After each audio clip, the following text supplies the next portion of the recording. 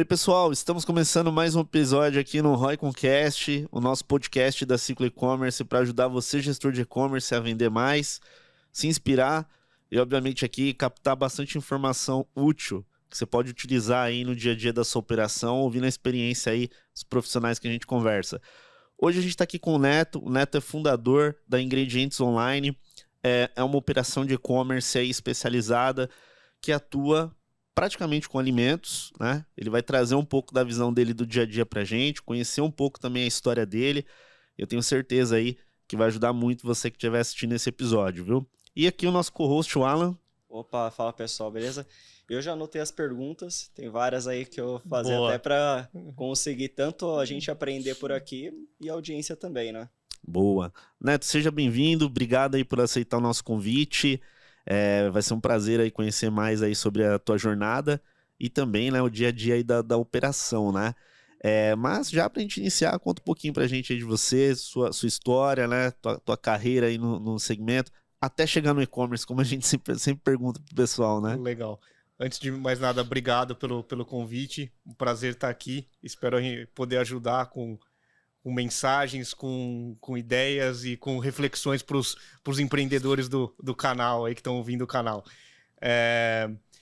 Eu sou formado de engenheiro químico, sou do interior de São Paulo, moro aqui há 12 anos em São Paulo, sou formado em engenharia química, bem longe do meio de um e-commerce. Trabalhei em algumas multinacionais, 3 multinacionais, e foi em nenhuma dessas multinacionais que me surgiu a ideia de criar um e-commerce. Porque eu vi que muita gente ligava nessa multinacional para comprar ingredientes e a gente não, em pequena quantidade, a gente não vendia. Eu fui entender dentro da multinacional que o custo para eu faturar baixo ticket, uma nota fiscal de custo de valor baixo, era muito alto. Na época era 250, 260 reais por nota fiscal. E aí eu falei assim, cara, como que eu vou atender esse monte de gente que liga aqui? E aí me surgiu a ideia de criar um e-commerce, criar uma Ingredientes Online para automatizar processos. Eu acho que a beleza do e-commerce é que você consegue automatizar processos, ter escalabilidade, poder ter vendas enquanto a gente está aqui, as vendas estão ocorrendo, quando você está dormindo, as vendas estão ocorrendo. Então, tem uma beleza da tecnologia aí que a gente não tinha algumas décadas atrás. E muito focado nisso, eu criei Ingredientes Online, em escalar, dar mais acessibilidade para ingredientes que são mais difíceis de se ter.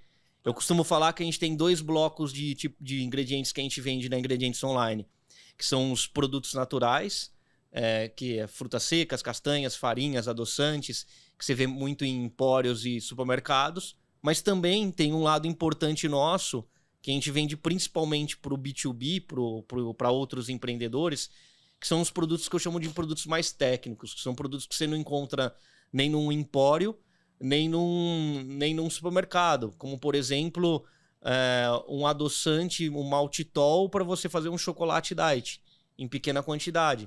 E aí a gente tornou isso mais acessível, tem um foco de trazer ingredientes de difícil acesso para pequenos empreendedores poderem comprar de qualquer lugar do Brasil. Hoje a gente vende para o Brasil todo. Majoritariamente nossas vendas estão no estado de São Paulo, Sudeste principalmente, mas a gente já vendeu para todos os estados do Brasil. Poxa, que legal. E aí, entrando nessa questão da diferença que você estava comentando com a gente ali dos produtos, alguns mais específicos, outros mais populares, né? E conectando com canais de venda, ações. Você estava comentando um pouco dessa questão de, além de ter o e-commerce, ter outros pontos que facilitam a venda, né? Então, televendas, né? WhatsApp, Sim. Marketplace, que você também, né, comentou que está presente. Qual que é a importância que você enxerga de definir essas estratégias, né, de canais? É fundamental.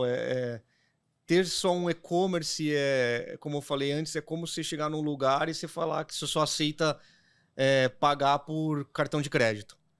Pô, você não aceita dinheiro, não aceita Pix, você não aceita depósito. Então, e-commerce, para mim, iniciou como uma solução para uma dor que eu vi no mercado, mas hoje ele é um canal de vendas para a gente. Porque ao longo da nossa trajetória, a gente percebeu que não adianta eu só ter um e-commerce, que muita gente liga, às vezes tem uma senhorinha que não tem tanta habilidade com a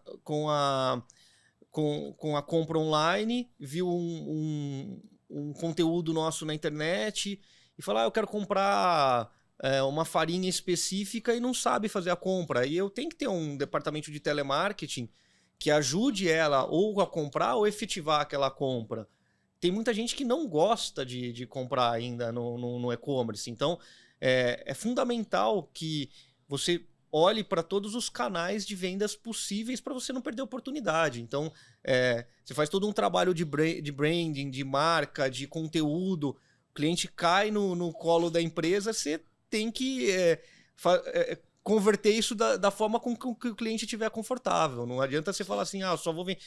Aqui a gente só vende no e-commerce. Na Ingredientes Online não existe isso. Tipo, se o cara não está confortável de comprar pelo e-commerce, eu tenho uma pessoa para atender ele, para ajudar ele a realizar a compra. E a partir do momento que a gente... É um tanto óbvio, mas a partir do momento que a gente viu que a gente precisava ser omnichannel, a gente atender em todos os canais, a gente evoluiu muito, a gente cresceu bastante. Poxa, e é legal, né? Porque assim, na nossa carreira a gente já teve cenários onde o gestor ele quer muito que todo o processo ocorra automaticamente pelo site. E você trazendo esse ponto de vista é legal, porque às vezes a gente tem uma fatia de usuários que eles querem interagir com a empresa, né? Sim. Seja no WhatsApp, seja ligando, né? Sim. E isso é muito interessante. É o sonho de qualquer gestor, de qualquer empreendedor, se automatizar processos, reduzir custos.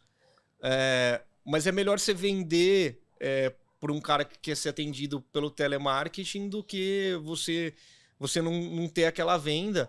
E aí, eventualmente, num segundo momento, você pode pegar aquela base que foi feita pelo telemarketing e dar incentivos para ir convertendo e digitalizando aquela base. Não significa que aquilo vai ficar ad eterno. Às vezes você capta ele por um canal e você vai transferindo ele para um outro canal através de um incentivo, de um cupom. Tipo, um exemplo que você pode fazer, por exemplo, o cara ligou lá, tudo bem, a gente pode finalizar a compra por aqui, mas se você comprar pelo site, eu te dou um cupom de 5% de desconto. Tipo, então, você acaba digitalizando que a digitalização é um processo um tanto novo no Brasil, apesar que tem alguma década assim, é novo para muitas pessoas. A pandemia ajudou a digitalizar muito. Tem estatísticas de altíssimo número de pessoas que nunca tinham comprado online. Milhares de lojas que não tinham e-commerce. Então, a gente está num processo... Inclusive, no Brasil, existe muita oportunidade de digitalização em diversos canais. Então, é um tanto incipiente, um tanto inicial a digitalização no Brasil. A gente não pode exigir que o mercado todo queira comprar online, né? Então, é um processo, né? E você tem que se adaptar ao processo. E aí, a adaptação talvez seja a palavra mais forte que eu gostaria de passar para quem está empreendendo, quem está começando, se fosse para passar alguma mensagem, essa adaptabilidade, é você encontrar os caminhos para os seus objetivos. Acho que todo mundo já deve ter visto aquela curva do empreendedor, nunca é uma reta linear. Uma montanha-russa. É uma montanha-russa. E essa montanha-russa mostra um pouco dessa adaptabilidade. Caiu aqui, como que eu faço para voltar a crescer? Então, acho que essa capacidade de se adaptar e fazer as coisas acontecerem de formas diferentes é fundamental. E é isso que aconteceu pra gente. Tipo, se eu tivesse o mindset de sempre querer que o cliente comprasse online, eu ia estar com muito menos vendas do que eu tenho hoje. Eu entendo. Da tua operação ali, tem a questão dos mix de canais de marketing, né? De tráfego, de estratégia mesmo de atração de clientes, né? Uhum. E a gente sabe, conversando aí, né, com diversas pessoas do mercado, a prioridade de investimento para um determinado canal ou outro, ele tende a mudar dependendo do que a gente vende, né? Sim, com certeza. Como que você pensou na sua operação? Por exemplo, pô, legal, o negócio tá modelado certinho, eu entendo do segmento. Por onde eu começo? Eu vou focar em social, eu vou focar em Google, né? Vou focar em conteúdo. Como que você organizou e priorizou as suas estratégias? Como você falou muito bem falado aí, Felipe, cada negócio tem sua particularidade. Cada negócio tem... Inclusive negócios do mesmo nicho, muitas vezes eles operam e eles funcionam de maneira diferente. Então é teste. Eu tive um diretor uma vez que ele falou assim, cara, arrisque, mas calcule as chances de você errar. Então, sempre arriscar e o e-commerce é 360, né? Você tem que... você não pode querer tirar 10 em uma área, o SEO tirar 10 e deixar as outras áreas de lado. Eu acho que é trabalhar o 360, é trabalhar o social, trabalhar o orgânico, SEO, é trabalhar o pago, trabalhar a criação de conteúdo e de certa forma, entender o que funciona melhor para o seu negócio e, a partir disso, escalar. Perfeito. Isso funciona bem para o meu negócio. E em cada uma dessas áreas, você identificar o que funciona bem para esse negócio. Tráfego pago. Para mim, funciona melhor esse tipo de anúncio. Vamos escalar esse tipo de anúncio. Para mim, funciona melhor conteúdo. Para mim, funciona melhor esse tipo de conteúdo. Vamos fazer mais esse conteúdo. E também não significa que isso é ad eterno. O mercado está em constante evolução. Às vezes você precisa trazer, mudar aquela propaganda, que ela estava funcionando até um momento, depois parou de funcionar. Então você tem que ficar constantemente testando. Deu certo, faz um piloto, deu certo e escala aquilo. Legal. Boa. Quer puxar um pouquinho das perguntas que você separou aí para ele? Separei várias. Né? Boa. Não, legal. O Alan é o homem das perguntas. Vou fazer várias perguntas. Eu sou o papel vamos dizer, da audiência aqui. A audiência vem, aí eu já transmito. Boa. Quando fala de e-commerce, então, tipo, principalmente, vamos colocar de alimentos e especificamente em ingredientes. Tá? E até indo um pouquinho mais a fundo, como você colocou, desde o mais comum até o mais técnico. Você enxerga como principal desafio nesse negócio que você tem? Cara, eu acho que o desafio do e-commerce no geral, acho que não só do nosso nicho, a concorrência está cada vez maior. Você pega um exemplo que eu tinha 4 anos atrás, uma palavra que o CPC, o custo por clique, custava 4 centavos, hoje ela custa 60 centavos. E aí responde um pouco também a importância de você trabalhar diversas formas de trazer esse tráfego, trazer através de conteúdo, de posicionamento de mercado, de tráfego orgânico, trazer tráfego de outras formas. Eu acho que o principal desafio, não só de alimentos, é você ter um posicionamento forte no mercado, como que as empresas te enxergam. E a gente quer, por exemplo, que quando as pessoas pensarem em comprar algum ingrediente, daqui 5 anos, as pessoas pensam em ingredientes online. Tipo, eu quero comprar tal ingrediente. Vê na Ingredientes Online que vai ter. Então a gente quer ser a solução de compra num lugar só, one-stop shop. Você compra todos os produtos que você precisa num lugar só. Eu acho que o fundamental é você trabalhar muito forte o posicionamento que você quer ter. O posicionamento, trabalhar o branding.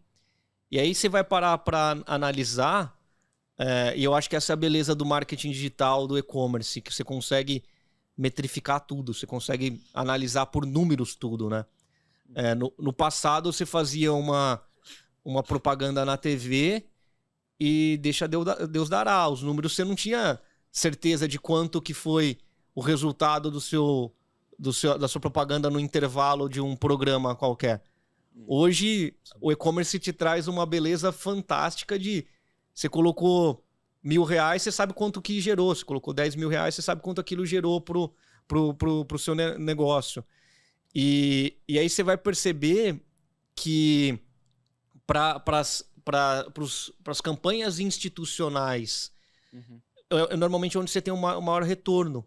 Porque se você trabalhar um branding forte, um posicionamento forte, as pessoas vão procurar organicamente pela sua empresa. Não vai ficar muito dependente desses tráfegos pagos que estão cada vez mais caros. Então, é trabalhar o branding, trabalhar... E aí você pode trabalhar o branding de diversas formas, né? Você pode trabalhar o branding através de influenciadores, você pode trabalhar o branding através de conteúdo.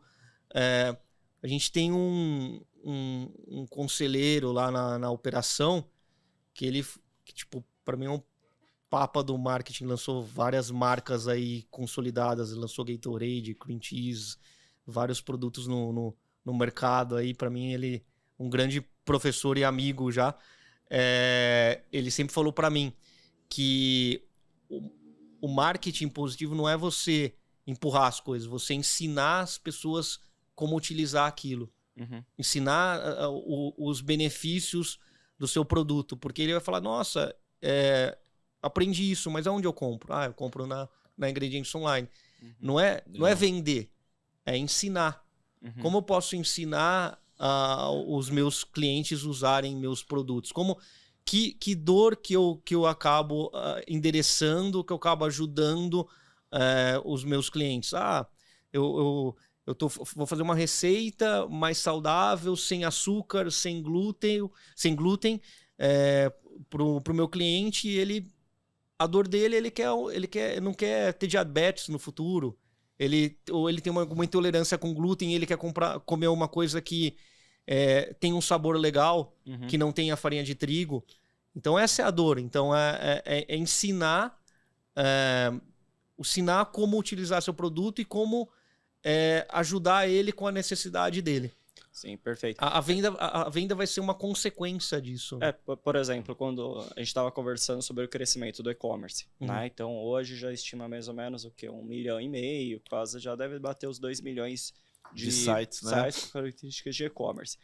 Bom, quando vai colocando assim, é despontado, né? Os que vão colocando, beleza, eu quero abrir uma loja de roupa, por exemplo, e alguns outros itens que, não sei, não tem tanta barreira, né?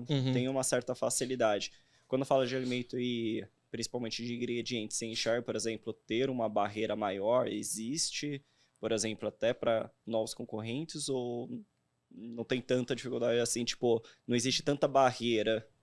Cara, eu acho que tem uma outra frase que eu ouvi que eu levo bastante para minha vida, que criar um e-commerce é como você colocar uma loja no deserto. Barreira você não tem, você pode criar uma loja no deserto a hora que você quiser. Eu acho que o grande desafio é o tráfego que você vai levar para lá. É como eu vou levar a gente para uma loja no deserto, como eu vou levar o tráfego para lá. Então, assim como para alimentos, como para roupas, você tem um mercado muito grande, mas tudo que tem mercado muito grande, você também tem uma concorrência muito grande. E aí você vê uma consolidação e um crescimento, principalmente para coisas que têm volume muito alto, alimentos, roupas, eletrônicos, dos marketplaces, dos grandes marketplaces. Até por isso, como o Felipe mencionou, a importância de você também estar presente no marketplace. Você também usar essa força desses marketplaces e talvez, no primeiro momento, até para você testar a sua tese, seu momento, é começar pelo marketplace. Começar de uma forma mais... principalmente se você não tiver uma estrutura, não tiver uma grana boa. Eu entendo que ao mesmo tempo tem uma barreira baixa, os desafios são cada vez maiores e a concorrência está cada vez maior. Você enxerga, por exemplo, roupa não tem tanto, vamos dizer assim, é mais comum. Mas, por exemplo, o seu know-how, por exemplo, em um alimento técnico, ele não cria, vamos dizer, já não é uma barreira, por exemplo? Eu acho que para alguns mercados você tem que ter uma especialização, tem que ter um tipo de atendimento. Você pega, por exemplo, lá no telemarketing nosso, a gente vende tanto pro B2C, para o consumidor final, como para o B2B. Uhum. Para o B2B, a gente tem pessoas de telemarketing, vendedores técnicos que suportam isso. Acaba sendo uma barreira, porque às vezes o cara ele sabe o que ele precisa, mas ele não sabe o ingrediente que ele quer. Eu preciso de um espessante para um molho X. Aí você tem, na Ingredientes Online, você tem pelo menos uns 6 tipos de espessantes diferentes. Qual usar, qual a quantidade, qual a aplicação. Isso pode ser uma barreira e com certeza é um desafio para você entrar nesse mercado. Ah, legal. E até você falou, você tem a equipe de telemarketing, então, querendo ou não, vai ter uma venda técnica lá. Como que é isso? Tipo, para você contrata gente que já sabe, já tem um treinamento específico para aquela parte, para conseguir ser consultivo, até mesmo para B2B principalmente, imagino, né? Hoje a gente tem os dois tipos de profissional. A gente tem o profissional que já vem com uma bagagem de mercado, que ele vem de empresas que vendem não online. Nenhum dos funcionários nossos do telemarketing de vendas técnicas vem de e-commerce.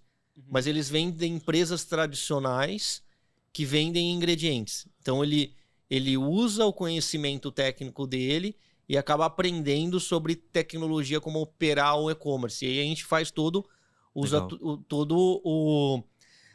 as ferramentas de funil de vendas para ajudar a trazer leads para esses caras também.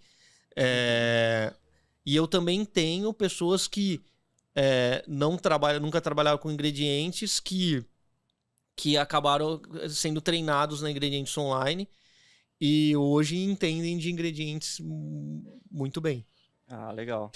Legal. Mas, não, eu ia até comentar um pouco da performance, sim, do desempenho que você compartilhou com a gente, né? Antes da gente iniciar.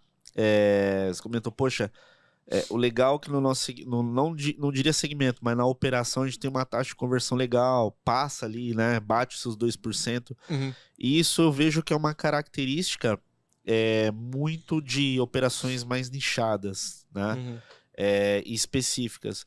A gente pega uma operação um pouco mais generalista, né? Um e-commerce que vende diversos produtos de massa, tem muito volume, só que às vezes a taxa de conversão não chega a isso, né? Chega ali na casa de 0,9%, 1%.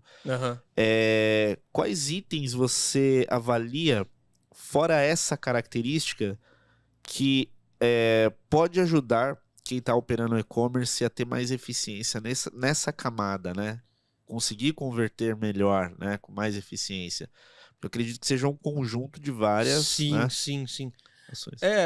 Eu acho que é o conjunto de trazer tráfego de diversas fontes. Você não deixar nenhuma frente, você atacar por ar, por terra, pelo mar, você atacar pelo Google Pago, pela rede social, trazer tráfego pelo Instagram, pelo YouTube, pelo e-mail marketing, trabalhar as diversas frentes, mas de uma forma muito com a mesma mensagem, com a mesma comunicação. Não adianta você ser comunicado de um jeito no e-mail, de outro jeito na rede social. Você tem que ter uma comunicação uniforme. Você tem que...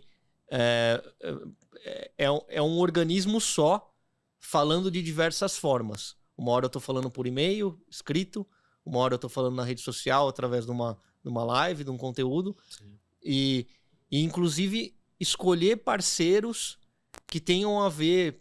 Se eventualmente você trabalha com influenciadores, parceiros que tenham a ver com a sua cultura, com os produtos que você está vendendo. Você pega no universo de alimentos, você tem diversos tipos de influenciadores.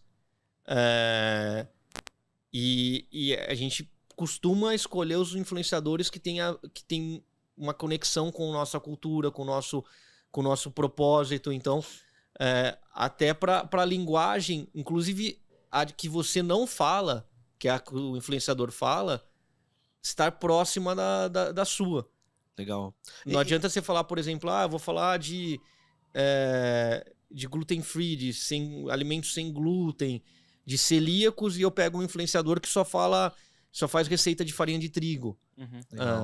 E nesse caso aqui, por exemplo, os influenciadores no seu modelo são também um pouco mais técnicos, dependendo do que você precisa ou não? Geralmente, quem está preparando algo, criando algo, ele acaba comentando sobre o ingrediente em si.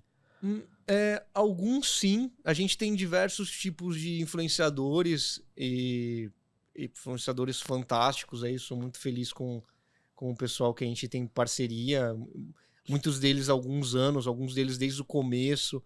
Parcerias bem sólidas. E aí a gente tem desde chefes, que muitos deles têm uma base técnica muito boa, porque eles são técnicos em alimentos. Não técnico em formação, mas eles têm formação em chefe e tudo.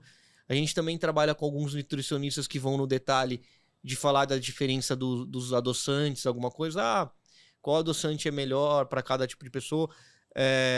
E tenho influenciadores também que são...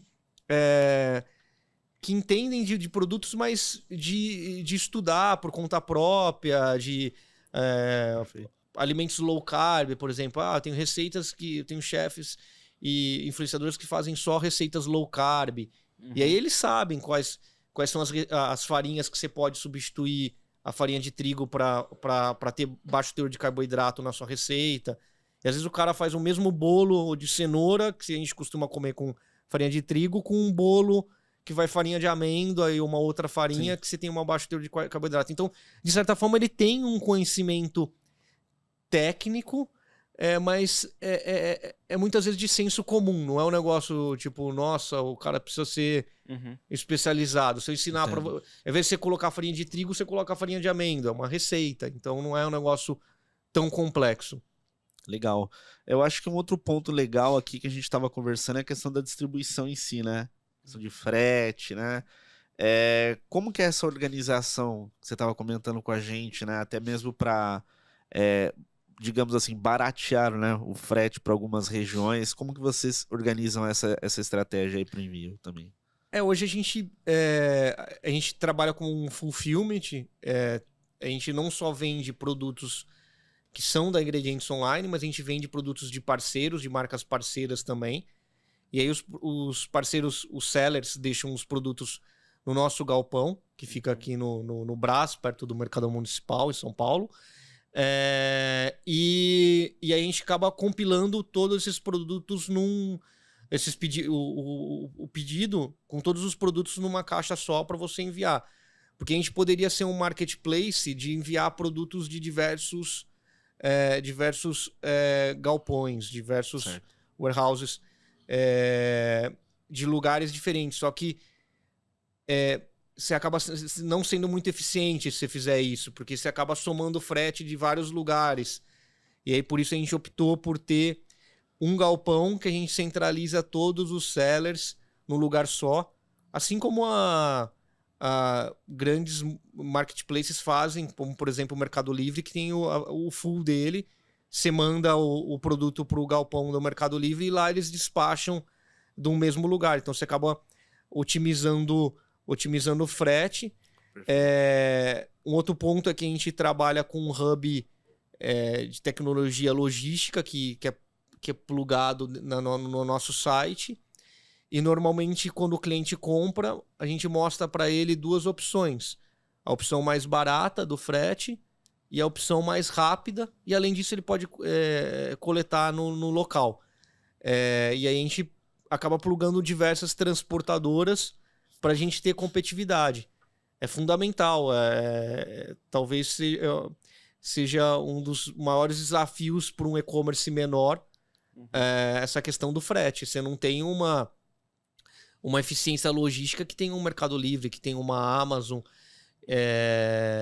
E aí você tem que se adaptar, porque eu acho que esse é o grande desafio do e-commerce menor. Geralmente quando essas operações de fulfillment, ela cobra um valor para a parte seller, né?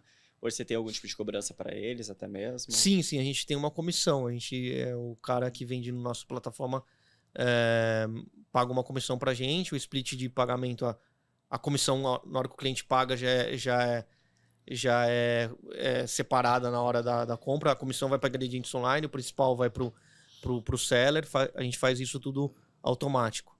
E isso na parte da venda, mas, por exemplo, para, sei lá, até para pagar em relação ao custo de armazenagem, por exemplo, de envios, chega a cobrar? Não, hoje a gente tenta trabalhar de uma forma mais simplificada.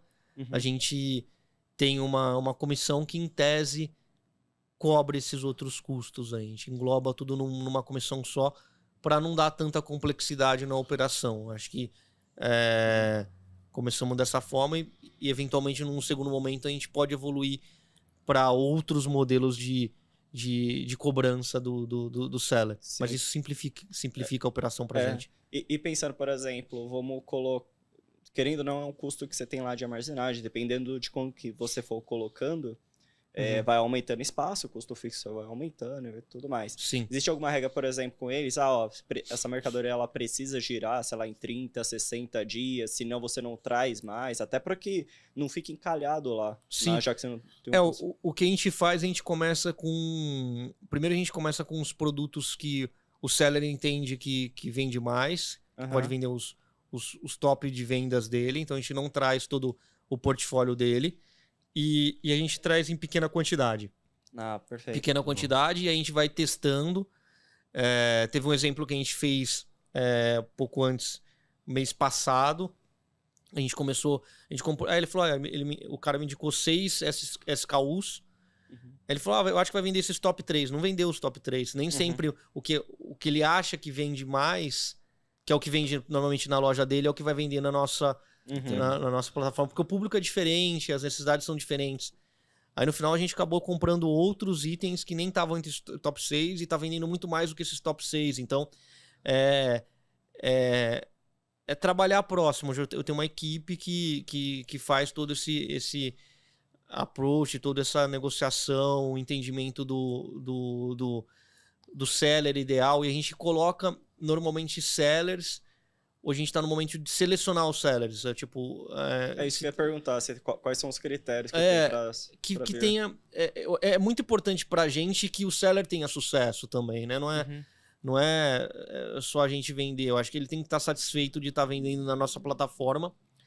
E aí, por isso, se a gente vê que o perfil do seller não tem muito a ver com o nosso público, a gente explica para ele. Fala, cara, acho que a gente...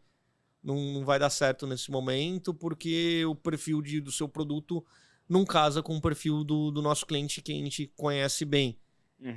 Por algumas razões a gente já fez teste com algum produto parecido e não deu certo, e a gente acaba focando em sellers que tem a ver, que complementam o portfólio dos nossos produtos. Perfeito. Então, geralmente, ele já tem uma área que ele vai se cadastrar, por exemplo, passa algumas informações. Sim. E passa por uma avaliação por sim, lá. Sim. Mas antes tem por exemplo, algum filtro já, por exemplo, para que ele já olhe e, putz, realmente esse daqui não é a minha fase, ou não é o melhor lugar, ou não adequa ao meu tipo de produto, ou é mais na hora ali para conseguir avaliar. Hoje não é um negócio gigantesco, a gente faz muito personalizado, não é um negócio que que tem um formulário que vai caindo centenas de sellers para vender pra gente. A gente tem uma equipe que vai escolhendo a dedo e trabalhando seller a seller para identificar o perfil, faz teste e vai escalando pra gente evoluir junto. Boa. É bom até porque é nichado, né? Dessa forma. E aí, por exemplo, muitas vezes alguém tem a parte de produto, só que não tem o canal de vendas, não tem o volume, às vezes, de tráfego do que vamos colocar aqui ele vai conseguir no início. E ele também não quer ir para um marketplace, vamos dizer, genérico, sei lá, um Mercado Livre ou algum outro. É vantajoso porque, se parar para pensar na estrutura ali da demanda que você gera, ele pode aproveitar aquele ambiente e surfar, mesmo porque é especializado, e provavelmente exista, né? Provavelmente não, isso ocorre. Você tem uma fonte de tráfego vindo por categorias também, pessoas buscando alguma categoria. Eu queria pegar uma pergunta legal também aqui, que é uma dor também comum, Neto, em todas as operações que existem de e-commerce, né? A questão da recompra, ou fidelizar, né, essa base de clientes que você aderiu. E aí a gente sabe que isso pode ser feito via automações de e-mail, regras de relacionamento, WhatsApp, telefone. O que você considera como uma ação eficiente no dia a dia, né, para manter esse cliente próximo e fazer com que ele compre mais vezes aí na operação? Sim. Eu acho que primeiro de tudo é você fazer uma boa lição de casa. Tipo, não adianta você fazer trazer o cliente, fazer eu costumo falar, são várias engrenagens, né? Tipo, o e-commerce é uma empresa, por trás da empresa eu tenho gente montando pedido, eu tenho logística, Perfeito. eu tenho a experiência da caixinha que chegou para o cliente. Então, acho que a primeira coisa para você ter recompra é você fazer uma boa lição de casa, você ter uma experiência boa do cliente, desde a usabilidade do site, ter um site com produtos de qualidade, com boa usabilidade, com uma velocidade boa do site, até a produção, uma embalagem legal, uma caixa legal, um cuidado para chegar de uma maneira íntegra aquele produto, um cuidado para muitas vezes surpreender o prazo, o cara comprou com 2 dias úteis, chegar a 1 dia útil.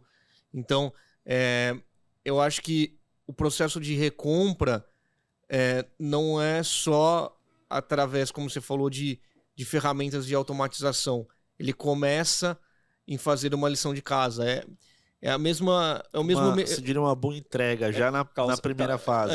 Causa uma boa impressão. Primeira impressão. É a mesma coisa que você falar assim, quando que você volta para um restaurante? Eu volto para um restaurante quando a comida é boa, fui bem atendido e tem um bom custo-benefício daquilo lá. Eu acho que é isso. O principal é trabalhar isso bem e a gente tenta fazer isso da melhor forma. A gente tem bons índices de atendimento, de qualidade.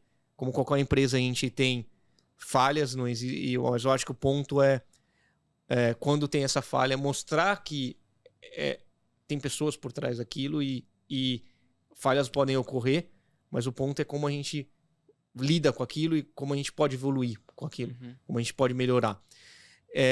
E aí, depois disso, fazer o que você falou, trabalhar e-mail marketing, que muita gente fala que tá caindo, mas tem uma conversão muito boa ainda. Trabalhar WhatsApp, dependendo da proximidade que você tiver com o cliente, principalmente para o B2B, são clientes um pouco maiores, talvez ligar pro cara, que é um pouco distante da... Então, acho que assim como o e-commerce trouxe coisas novas para a sociedade, de tecnologia, tudo, a gente também pode trazer coisas da sociedade que eram utilizadas em empresas tradicionais, como, por exemplo, um simples ligar uma mensagem de perguntar se foi tudo bem. Então, acho que é um conjunto de coisas, né? Um conjunto de coisas que começa por fazer bem feito o feijão com arroz. Até tem uma frase da Cristina Junqueira, do Nubank, que me marcou bastante também, que ela fala assim, no Brasil tem pouca gente que faz muito bem feito o feijão com arroz. Principalmente no meio dela no banco. O nível de insatisfação em bancos era gigantesco para coisas muito básicas. O cara não estava pedindo uma super tecnologia, ele estava pedindo para ele ser bem atendido num call center. Ele tava, não ficar 1h30 no telefone. Exato. Então, eu acho que o fundamental é fazer muito bem feito o feijão com arroz. Sim. Esse é um ponto que a gente conversa, né, muito. O Flávio fala isso pra gente também, né? Ele tem um ponto de vista de que, poxa, antes da gente expandir para uma nova frente, criar um serviço novo, uma estratégia nova, na visão dele é bastante importante de ficar muito bom naquilo que a gente está fazendo, né? Ter um processo muito bem ajustado e gerar resultado através daquilo, né? E aí casa com o que você comentou, né? Eu vejo que até como consumidor, eu, por exemplo, sempre volto em lugares que eu tive uma boa experiência na primeira vez. Sempre, sim. Cara, foi bom. Você não precisa de alguém te contar, tipo, volta aqui que tá em promoção, que tá legal. Não, você volta porque você teve uma... Por isso que eu falo que o fundamental é você fazer bem feito o feijão com arroz. Exatamente. Não, perfeito. Vou pra minha pergunta? Ou você Pode mandar bala. Então tá bom. Tô ansioso por essas perguntas aí, Alan. Legal. Falando um pouco sobre, vamos assim, novamente, alimentos e até a parte de ingredientes, né? Como que hoje a gente enxerga muito o comportamento ainda de alimento ser muito forte offline. Tipo, às vezes numa rede de supermercado, sim, com fora certeza. E tudo mais. E vai continuar sendo, eu acho. Como que é essa competição com essas ou grandes redes, caso você queira comprar dessa forma, ou até outros empórios que às vezes tá loja de casa, que você compra ali, né? A gente tem... a gente compete normalmente com essas... Como eu falei no começo, a gente tem 2 blocos de ingredientes. Um bloco de ingredientes de produtos naturais, que a gente compete com essas grandes redes, mas também a gente tem os ingredientes técnicos que você não encontra nessas grandes redes aí, que a gente acaba não competindo e sendo uma solução para os clientes. Eu acho que acaba sendo complementar. Tipo, em alguns momentos você fala... eu quero comprar, eu não quero ir no... Eu acho que é perfil também de pessoa. Tem gente que gosta da experiência de ir no supermercado e tem gente que odeia de ir no supermercado. E aí você dá a possibilidade dele comprar online, você alivia uma dor que ele tem, que é de não gostar da experiência. Eu, apesar de ter um e-commerce, eu gosto muitas vezes de ir num supermercado, numa mercearia, porque às vezes você nem sabe o que você quer, o que você comprar, o que você quer cozinhar. Eu gosto de cozinhar também. E eu acho que é complementar, e eu acho que também esse é o desafio para o e-commerce, e talvez em um segundo momento o metaverso venha para complementar isso, para dar um pouco mais dessa experiência física para o digital. Fico imaginando a gente transformar num metaverso. Isso não é uma coisa para esse momento, não é uma coisa que está na estratégia nossa, tem que deixar isso claro, mas é uma coisa que eu visualizo, por exemplo, a gente ter uma loja no metaverso, assim, sei lá, daqui a uns 5, 10 anos, não sei qual que vai ser o timing para isso, que você tenha corredores em vez de categorias dentro do site, tipo, e aí você tem uma experiência que o cara coloca um óculos lá e vai entrando no corredor e vai pegando os produtos e vai colocando como se fosse uma loja física. E aí você acaba tendo as duas experiências num lugar só. Você tem a experiência do físico, de você gostar daquilo, e você também tem a praticidade de entregar em casa, não precisa sair. E muitas vezes ter uma competitividade melhor, né? A gente tem muito produto que a gente compra direto de fábrica, tem alguns produtos que a gente está produzindo, a gente está verticalizando cada vez mais a operação. E muitas vezes você tem muito mais competitividade que essas, por incrível que pareça, para alguns ingredientes do que as grandes empresas. Não, legal. Eu acho que, por exemplo, onde que se sobressai, pelo que eu entendi, mais no técnico, porque vamos dizer, as grandes redes não vão conseguir atender esse tipo de demanda. Sim, para os ingredientes técnicos, com certeza. E a outra parte, se acredita, por exemplo, para competir com o volume de massa que tem, sei lá, um supermercado, o canal às vezes seja o próprio influenciador, por exemplo? Eu acho que você tem que trabalhar eu acho que com a experiência para concorrer com ele, experiência, confiança de você, não que as grandes redes não tenham isso, confiança e qualidade do produto. Você ter um bom atendimento, um atendimento mais personalizado. Você vai ter públicos e públicos, né? Vai ter público que vai valorizar aquilo e vai ter público que fala, não, eu prefiro ir lá numa grande rede, comprar. A gente tem, por exemplo, grandes redes compram em grandes quantidades, às vezes ficam com um produto em estoque um tempo. A gente tem produtos que a gente compra todo dia. Então, produtos sempre muito frescos. Então a gente tem diferenças de qualidade que por maior que seja a grande rede, eu acho que o fato da grande rede tem uma vantagem e uma desvantagem, né? A desvantagem nesse caso é que normalmente ele não tem um produto tão fresco quanto o nosso. Entendo. Um ponto só voltando na questão, falando ainda de produto, mas voltando na questão de atração ali de clientes via, por exemplo, mídia. A tua operação, ela tem, vamos colocar assim, muita variedade, né? Quantos Sim. SKUs mais ou menos, Neto, que você comentou? A gente está com 4.000 SKUs, considerando todas as variáveis, 6.000 SKUs. Vamos pegar esse exemplo, então, 6.000 SKUs. 4.000 produtos, 6.000 SKUs. Legal. Como um gestor que tem um e-commerce similar em relação à quantidade, a categorias, como que você organiza e define a prioridade na hora de fazer literalmente o investimento de mídia mesmo? Você vai fazer campanha de Google, né? É muita coisa, né? Sim, sim. Eu imagino que você deva levantar o que faz mais sentido e analisar. Como que você faz essa organização, esse planejamento, para que sirva de inspiração aí para o pessoal que tá ouvindo? Eu acho que você tem, pelo menos no nosso caso, não sei se é uma regra, mas funciona pra gente, e aí tem que ver em cada caso como que funciona. Perfeito. A gente trabalha por blocos de produtos, né? Uhum. Os produtos e aí depende muito da nossa necessidade, tipo, os produtos que convertem mais, os produtos que eu tenho mais competitividade, os produtos que eu... Aí no nosso caso, produtos que você quer começar a desenvolver mais. Então, depende muito da nossa necessidade, mas normalmente a gente trabalha por blocos. E aí, através de blocos, eu trabalho com ROAS específicos nas campanhas. Ah, isso que eu ia perguntar. Muito por conta das margens serem diferentes, às vezes? Sim, então, com certeza. Então, ROAS, para quem não sabe, é o retorno sobre o investimento em marketing, né? Tipo, se eu tenho um ROAS 10, eu investi R$1 e faturei 10. E aí normalmente a gente cria blocos. Esses produtos eu traciono ele para ter um ROAS tanto, esses produtos para ter um ROAS tanto. Para alguns produtos eu trabalho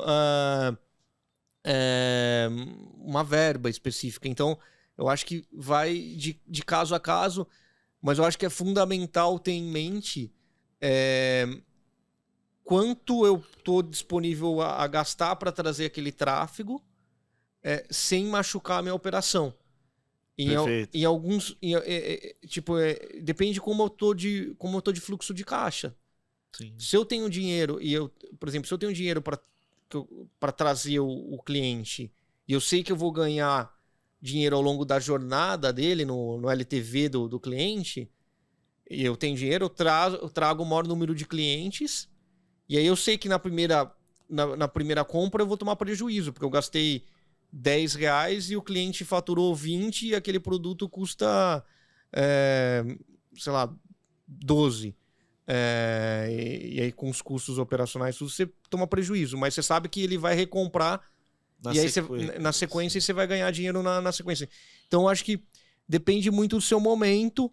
Eu acho que tem que analisar caso a caso. Se você tiver dinheiro para trazer o cara e você verificar que ele vai comprar outras vezes, legal.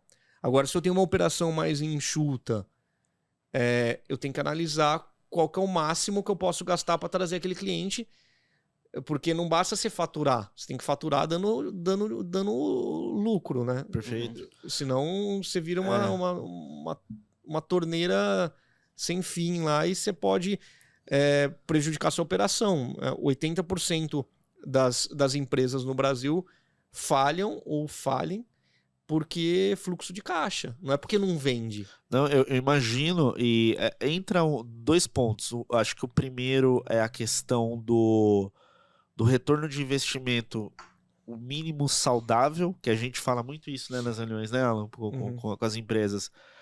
Qual que é o mínimo saudável?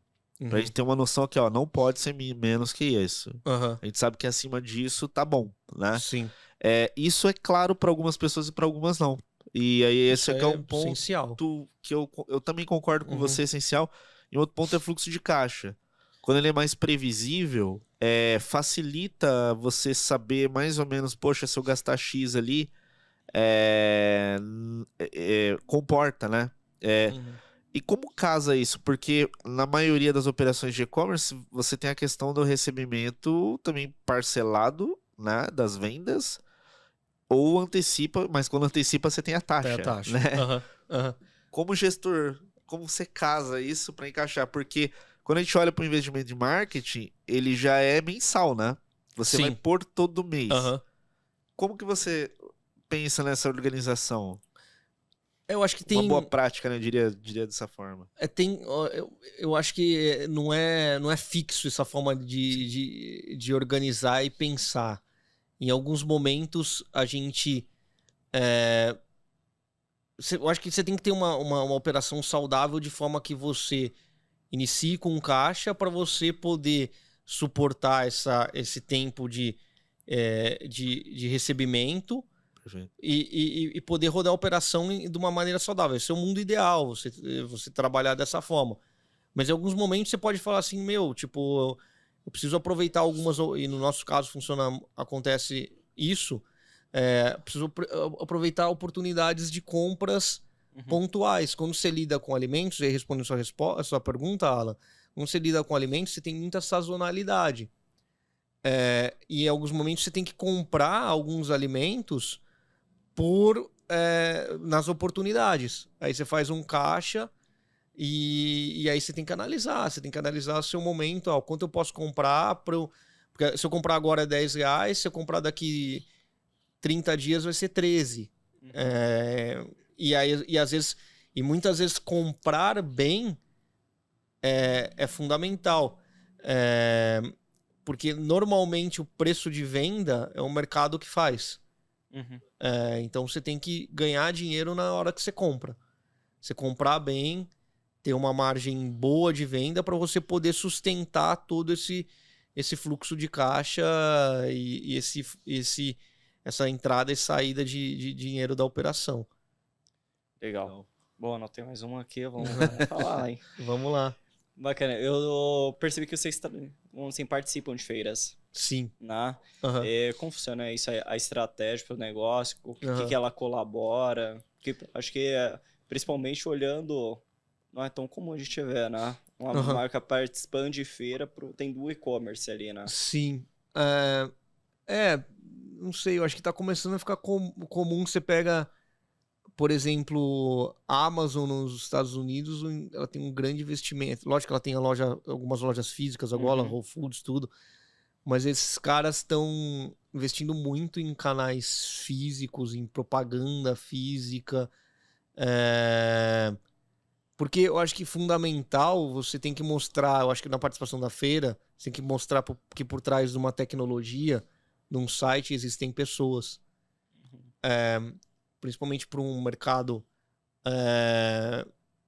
tão grande quanto o nosso, tão concorrido, com tanto problema de fraude, de calote na internet. Eu acho que ajuda a gente a dar credibilidade para o mercado, a criar conexões, criar relações, mesmo que seja numa quantidade menor, mas às vezes a gente participa de feiras bastante grandes. Eu acho que ajuda nisso, ajuda nessa conexão e tornar aquilo mais real, não aquilo só digital. Não existe digital, não existe... O Ingredientes Online são pessoas. Sim. O site é uma forma da gente concretizar as vendas. Sim. Então, através das feiras, a gente mostra essas pessoas e se conecta. E tem esse propósito, eu acho que é uma pergunta bem legal, Alan, mas também tem o propósito da gente identificar necessidades do mercado. Fazer pesquisas mais específicas, mais profundas, conversar com alguns clientes, com alguns fornecedores. Então você traz muito, além de melhorar a sua imagem e mostrar que tem pessoas por trás, você traz muito insight. Por exemplo, quando eu vi, e até do bate-papo que a gente está tendo, Mas é raro mesmo, você tá certo que é raro. Porque, por exemplo, vamos pegar de todos os e-commerces, acho que você foi o primeiro que eu vi. O primeiro. De feira, né? De feira, assim, tipo, e não é uma. Tipo, tanto aquelas mais nichadas, né, para alimentos, quanto outros. Então, eu acho que tem um aspecto da marca, né, conseguir fortalecer, querendo ou não, marca. E talvez eu acho que entra um pouco do que você comentou, não somente a parte técnica, mas quem que compra do pequeno empreendedor e tudo mais, que possa ser um fornecedor. Sim. Né? A feira, ela traz muita coisa legal. E eu acho que eu trouxe isso para o negócio um pouco da minha experiência anterior, offline. A gente vive falando, e a gente pode fazer isso de diversas formas, que para e-commerce é muito importante você entender o seu público, fazer pesquisas, entender as necessidades. E normalmente você faz, e por e-commerce você faz isso de uma maneira digital, né? E normalmente é meio vazia, não é tão profunda, né? Você tem que...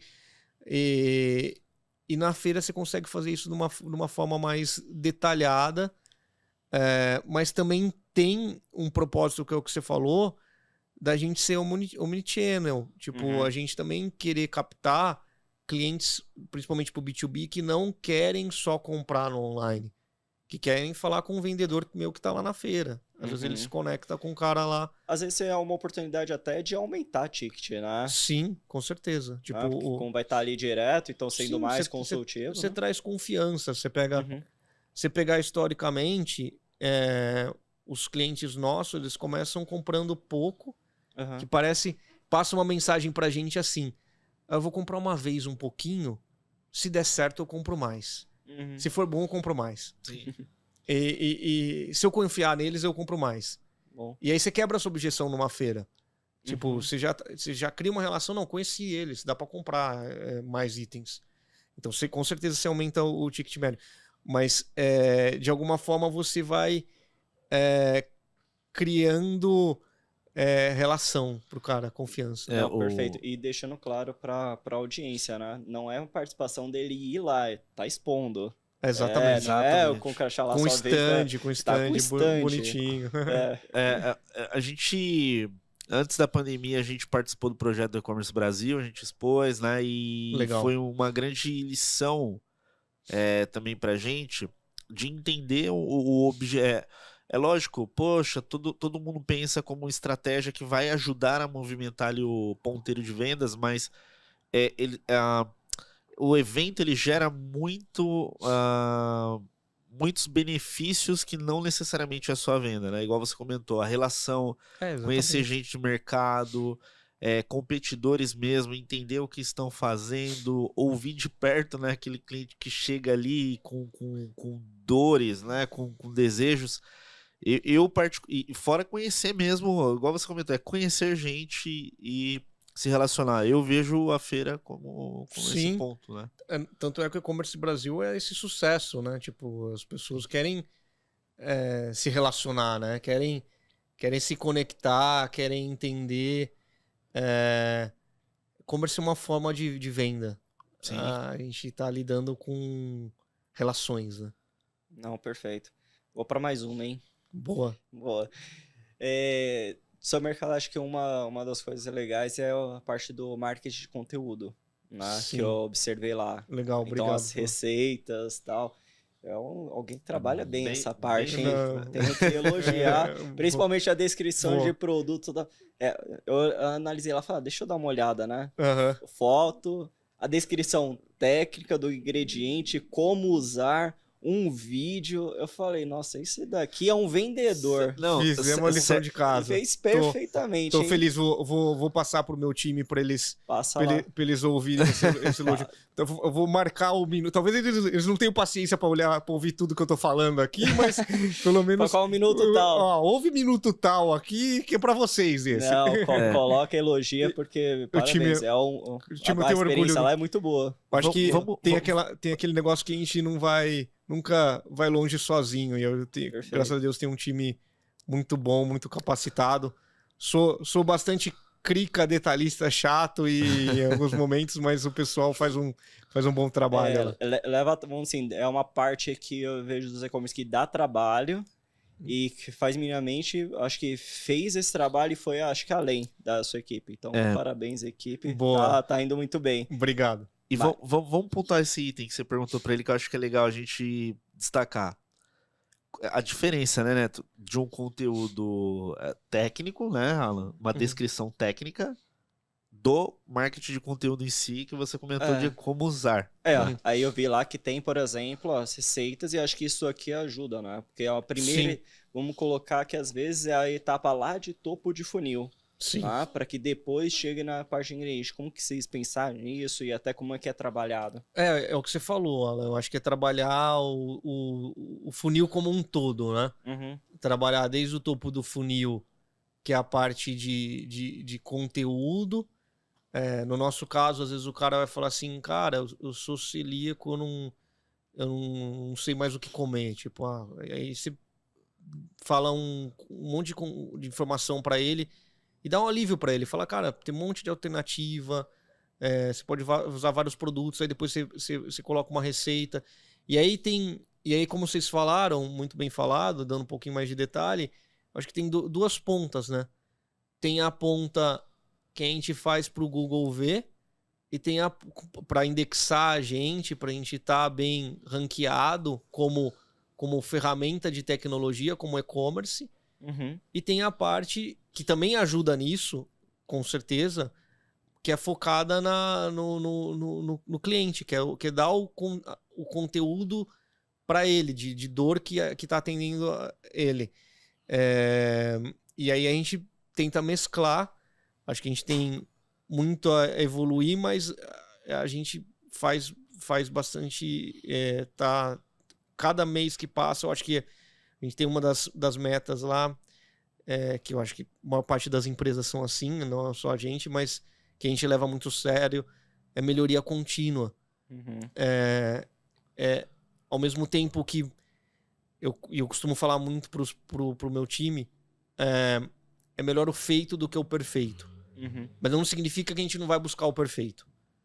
Então, às vezes, e eu tive um chefe alemão uma vez que ele falou, cara, você tem muita coisa para fazer. E e-commerce tem muita coisa para fazer. Uhum. Você tem muitas áreas para atuar. Não adianta você querer atuar só em uma e querer tirar 10 em uma, que você vai tirar 3 na outra. Uhum. É melhor você tirar 7,5 em todas as áreas e colocar para funcionar do que tirar 10 em uma e tirar 2 na outra.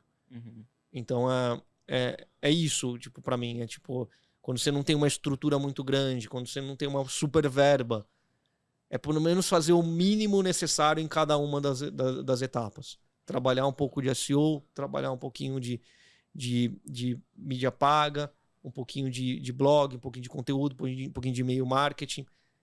E como eu falei, a gente falou antes, principalmente escalar o que está dando certo. Perfeito. Eu acho que quando eu olhei aquela parte de conteúdo e tudo mais, pega bem o critério, por exemplo, do que o Google busca. Cara, sempre tente ajudar o seu cliente.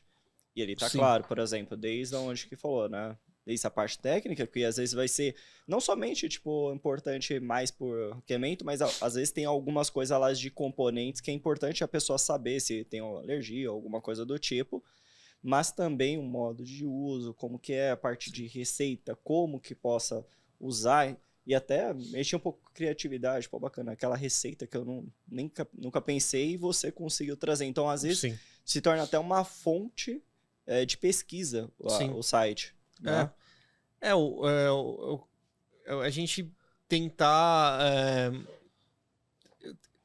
trazer a ingredientes online como também ajudar como a pessoa pode usar aqueles ingredientes e solucionar problemas. E às vezes a pessoa acaba achando a gente com uma busca de uma coisa que nunca tinha ouvido falar na gente, achou a gente através de um conteúdo nosso.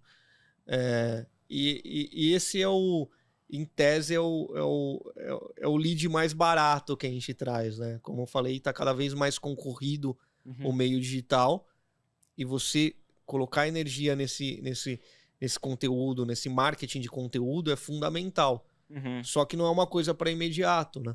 Não é um negócio que você tem retorno igual o Google Shopping. O Google Shopping você faz a campanha, no mesmo dia você tem venda, muitas vezes. Uhum. E conteúdo não. Conteúdo é um trabalho de ranqueamento. A gente tem anos e anos fazendo isso e tentando evoluir nessa jornada que não tem fim. Legal. A gente tava gravando esse conteúdo aqui mês de novembro, né? Black Friday. Uhum. No segmento. Geralmente eu já conversei tanto, assim, que alguns me falaram que Black Friday é a data mais importante, quanto outros que falavam que Natal às vezes é o mais importante. Para você, como funciona? Tem uma que é mais forte que a outra, as duas são igualmente? Ou é outra? Novembro é o ano mais forte pra gente. Novembro, o mês mais forte pra gente. É a data mais importante. Black Friday é o ano mais importante. A gente tá a milhão lá. Legal. Como que é a preparação do time? Cara, a gente já prepara alguns meses antes. A gente já pensa nas estratégias alguns meses antes. A gente já começa a captar leads. Aonde, por exemplo? Geralmente o pessoal começa ali em outubro. Vocês começam antes, não? Final de setembro. Na verdade, a gente começa a pensar em setembro. Uhum. Estratégia, captação de leads, como que a gente vai antecipar isso. Mas agora, por exemplo, muita coisa, tipo, 90% já tá tudo pronto, já tá pronto. A gente já tá pensando em dezembro. Uhum. Black Friday nem ocorreu, a gente tá em Black November, mas já tá tudo já montado. Lógico que a gente fica de olho, assim, até ontem eu tive uma reunião com o pessoal de performance. Normalmente a gente tem uma reunião de 15 em 15 dias. Eu olho todo dia, mas a gente tem uma reunião formal de 15 em 15 dias.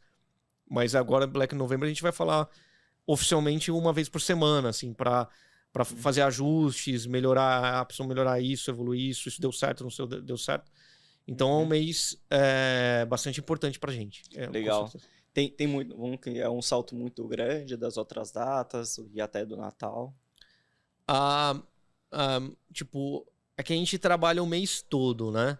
Mas a Black Friday mesmo, ela chega a ser 3 a 4 vezes maior a sexta-feira, né? Do que um dia normal. Não, bacana.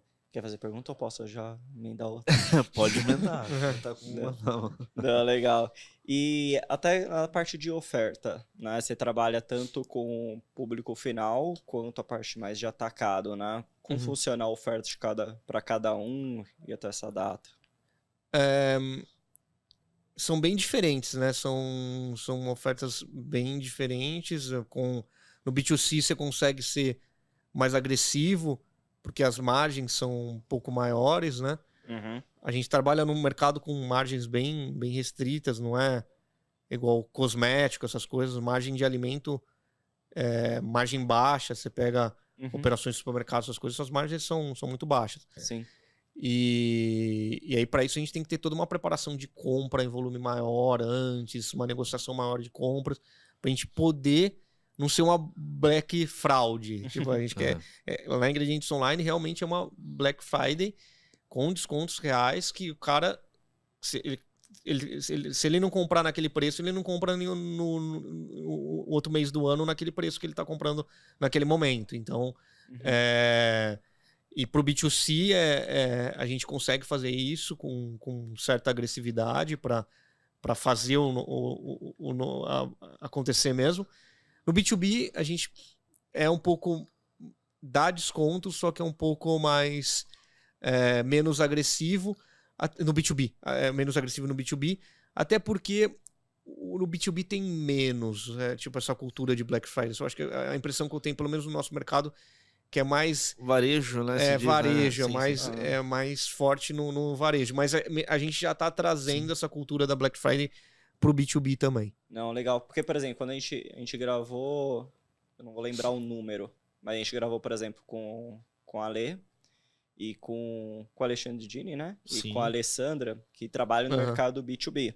A Black Friday, por exemplo, acontece em outubro. né? Porque Tá, precisa dar porque ele tempo precisa vender. para vender. Sim, né? com certeza. Então existe esse tipo de volume. Na verdade, isso aconteceria se eu vendesse para revenda. Uhum, Mas eu não vendo... O meu B2B não é uma revenda. uhum, O meu B2B, ele consome o ingrediente. uhum. Ele é um produtor, ele é um empreendedor que faz um bolo, que faz um pão, que faz legal. que é uma mini indústria, que faz um sorvete. Então, esse cara, ele normalmente ele não revende. Então, ele não tem... Uhum. Então, é um Ele pouco diferente. utiliza pro produto final. Pro próprio, é um incipiente, é um ingrediente para as receitas dele. Exato. Aí essa receita, por exemplo, ele chega a comercializar e entra muito, por exemplo, em Black Friday, porque imagina se ele participar, então ele teria que ter o time, basicamente, de comprar, conseguir produzir, e aí tá pronto para uma Black Friday para um desconto, né? Eu não tô vendo muito, tipo, por exemplo, pode ser que tenha, mas eu não tô vendo muito os nossos clientes fazendo Black Friday, por exemplo. Eu nunca vi uma sorveteria fazendo Black Friday. Por isso, depende muito do produto final que vai envolver. Exato. Né? Que geralmente de B2B, quando eles falaram, pô, bacana, eu tenho essa dúvida. Porque eles estavam participando de Black Friday, eu falei, não, essa Black Friday, tipo, já aconteceu, tipo, outubro para conseguir vender para aquela, vamos dizer, pro público final, né, para o seller, por exemplo, vender no B2C, né, em novembro. Sim, com certeza. É que ali, se eu não me engano, também são duas operações, né? O B2B, B2B e B2C também, né? Não, mas é mais o B2B. Pro B2B. Mas é produto mais de necessidade e tudo mais. Sim. Então, existe uma dinâmica diferente. Sim. Tá? Tudo que eu tô falando aqui não existe regra nenhuma, né? Eu acho que é a nossa realidade, é o nosso cenário. Possivelmente você pegar um concorrente meu num meio muito parecido, a estratégia dele é diferente, o que vai funcionar para ele é diferente. Então, eu acho que a gente tem que ver o que funciona para nossa realidade, né? E acima de tudo, entender sempre a estratégia é de fora para dentro, né? Entender a dor do mercado para você trazer para dentro, a dor do seu cliente para você trazer para dentro. Nunca o que eu quero fazer, o que eu quero vender, tipo, você não pode falar, eu tenho uma sorveteria, eu vou falar assim, vou produzir um sorvete de pó de lua. Porque eu gosto de pó de lua. Tipo, ninguém quer comprar sorvete de pó de lua, possivelmente, não sei. Então é identificar Sim. o que o mercado quer para você trazer para dentro, né? Legal. E, por exemplo, quando a gente fala dessa parte, por exemplo, quando o Black Friday você falou que aumenta aí mais ou menos 40% dessa diferença, né? Como que é isso pensado comprar antes até para conseguir suprir essa demanda? Existe uma dificuldade maior? A gente está falando como até mesmo commodities, né? Que às vezes influencia tanto da parte lá no início de quem planta ou quem faz, o clima acaba influenciando, guerra, muita então, coisa. Você vê a inflação de alimentos, né? Você vê a inflação de alimentos. Que é um dos mais que são mais afetados, né? Sim, com certeza. Como que vem nessa ponta para você? Tem muitas variáveis. Quando você trabalha com tantos itens quanto os nossos, você tem diversas regras aí, diversos momentos, diversas situações. Depende do tipo de ingrediente. Você pega... Teve óleo aí, que como começou a guerra, ele dobrou de preço em um mês e pouco. Dobrou de preço. E aí você tem que repassar, né? Você tem que manter a saudabilidade no mercado do negócio. E eu acho que é caso a caso. Tem produto que é sazonal, que você tem que comprar em determinada época do ano. É muito particular cada caso. Acho que tem que analisar e, acima de tudo, entender o seu mercado, né? Tipo, entender a dinâmica pessoal fala dinâmica de todos os stakeholders, né? Tipo, de todo as pontas do seu negócio. Boa. Legal. Eu acho que uma pergunta legal para até a gente concluir, né, o episódio aí com o Neto. Tava tão bom. Não, eu ainda tenho Tem uma mais última. alguma? Não, então tenho uma última. Então, beleza. Eu tenho uma última. Um bate-papo legal, Vamos deixar a do Alan como surpresa, né? Eu não sei se é essa que eu vou fazer. Não é. Então, beleza. Eu ia perguntar pro Neto, assim, a visão dele daqui pra frente, né? Nossa. Acertei? Exatamente, mano, olha só. Poxa, ó, eu juro... Vocês estão alinhados, né? Nossa, tá muito bem alinhado. Nossa, que droga. Isso que é time. Isso que é time. O que você enxerga, né, daqui pra frente? Tem muita coisa que já passou, provavelmente você já tá vendo, né? As oportunidades, né? E para onde pode chegar ainda mais aí a operação. Como que você vê isso? Quais são as próximas metas, os objetivos aí da Ingredientes Online? Como eu falei, tipo, não é um negócio que, tipo, o que eu me enxergo daqui. Eu acho que é uma constante, né? Uma evolução constante, uma melhoria constante. A gente se vê melhorando em todos os aspectos, evoluindo em tantos os aspectos, para principalmente fazer o feijão com arroz muito bem feito. A gente tem muita oportunidade de evolução em todas as áreas. Conforme você vai crescendo, te possibilita ter um time mais especializado em cada uma das suas áreas e entregar melhor. Então, a gente está crescendo, bem agressivo, a gente está no crescimento agressivo, e aí a gente se vê como uma referência no digital de ingredientes no Brasil. Legal. É o que eu falei em outro momento, quando você pensar em algum tipo de ingrediente, tanto para o B2C como para o B2B, você pensar em ingredientes online, assim que a gente pensa como estratégia. E para isso a gente tem que trabalhar em todas as frentes e evoluir em todas as frentes ao mesmo tempo. Legal. Boa. Roubei sua pergunta. Nossa, bem a última. Tá bom, eu deixo você fechar com chave de ouro. Neto, queria te agradecer aí por ter vindo no nosso podcast, compartilhar Obrigado. a experiência, esse papo que é bem Espero legal. que tenha sido útil. Eu tenho certeza que o pessoal vai gostar bastante. E a gente sempre pede aí os contatos, né? Para quem estiver assistindo, como o pessoal pode se conectar com você. Tá. Meu e-mail é wneto@ingredientesonline.com.br. E a gente tem o Instagram também, @ingredientesonline, que dá para mandar direct, o pessoal consegue me acessar. E pelo site da Ingredientes a gente tem todos os contatos, ingredientesonline.com.br. E se ligar também, né, Neto? Com certeza. Os telefones todos estão todos no site lá, estou sempre à disposição. E uma satisfação estar aqui, Felipe e Alan, foi um papo super legal. Eu vim muito com o propósito de tentar trazer alguma coisa de útil ao longo da minha pouca... Eu estou 6, 7 anos em e-commerce aí. Falei com muita gente que me ajudou, que passou pela ponte que eu não tinha caminhado. E eu espero, sinceramente, poder ter ajudado, ter motivado pessoas a empreender, a passar mensagens que possam ajudar outros empreendedores no e-commerce no Brasil. Queria deixar uma mensagem também para as pessoas perseguirem os sonhos dela. Acho que a vida pode ser muito curta, eu acho que a gente tem que focar no que faz feliz. Trabalhei muito tempo em multinacionais e não me via, apesar de empresas fantásticas, cargos fantásticos, não me via feliz naquele ambiente. Assumi o risco, calculei aquele risco de poder errar, mas perseguir seus sonhos, sabe?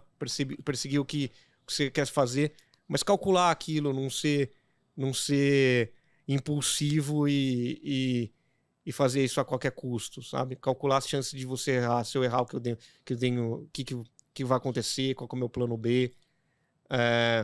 E principalmente tem uma mensagem com um amigo meu, que quando eu fui montar ingredientes online, que me marcou bastante, ele falou, cara, quando você faz o plano de negócio, faz tudo bonitinho, calcule as chances de você errar, tudo, mas acima de tudo, coloque para funcionar. Coloque para fazer acontecer. Porque ao longo do caminho, o mercado pode te direcionar para coisas bem interessantes e bem diferentes do que você estava pensando. Sim. Eu acho que isso serve para tudo, assim, sabe? Você analisar, fazer um plano de negócio, mas acima de tudo não perder tanto tempo no teórico. Testar, fazer o piloto e depois escalar. Acho que essa é uma mensagem que se eu puder passar, eu gostaria de passar para os empreendedores aí. Boa. Humildemente, uma mensagem. Boa, Neto. Alan, obrigado aí mais uma vez, né? Separou bastante perguntas aí pra gente. Boa, né? foi excelente. Se um dia eu participar de um podcast, eu precisar de um cara que tem boas perguntas, eu vou chamar vocês dois aí. Boa. Boa.